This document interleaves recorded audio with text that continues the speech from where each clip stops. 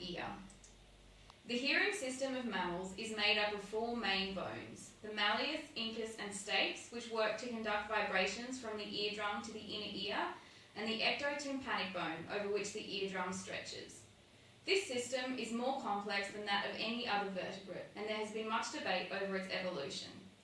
Changes in jaw and ear bone position during fetal development and similarities between the bones of modern and fossilised mammals and reptiles have led scientists to believe that the malleus and ectotympanic bones are modified jaw bones from more primitive species. However, there is still some dispute over how this gradual evolution occurred. The discovery of a very well-preserved fossil in China has led to the most credible idea as to how the middle ear may have evolved.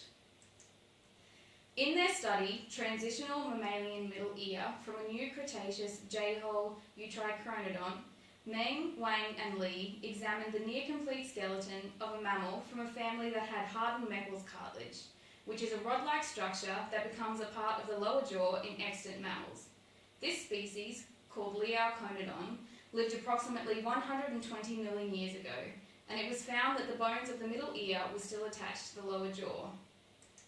By taking precise measurements and examining the fossil with X-ray and electron microscopy, Meng and his colleagues were able to locate the point where the anterior and posterior of the malleus met, making the Liaoconodon the first adult mammal to have ossified or hardened Meckel's cartilage in contact with the bones of the ear.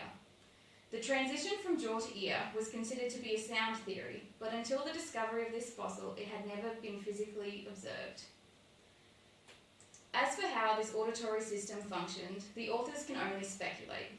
They believed that the Meckel's cartilage stabilised the bones of the ear that had separated from the jaw but were not yet supported by the cranium, and the tympanic membrane is believed to have been in contact with the malleus bone and attached posteriorly to the cranium, as it was not yet able to fully support the tympanic membrane. With the discovery of Liaoconodon fossil and the data gathered in this study, Meng and his colleagues were able to corroborate existing theories relating to the evolution of the mammalian middle ear and speculate as to how the auditory system functioned, making it a very important scientific discovery. This article has been cited in 17 studies since its publication in 2011. These include studies relating to evolution in general, the evolution of more specific aspects of the mammalian auditory system, and studies using different fossils. One of these was even co-written by Jin Meng, one of the authors of this article. However, none contain any new information specifically related to this topic.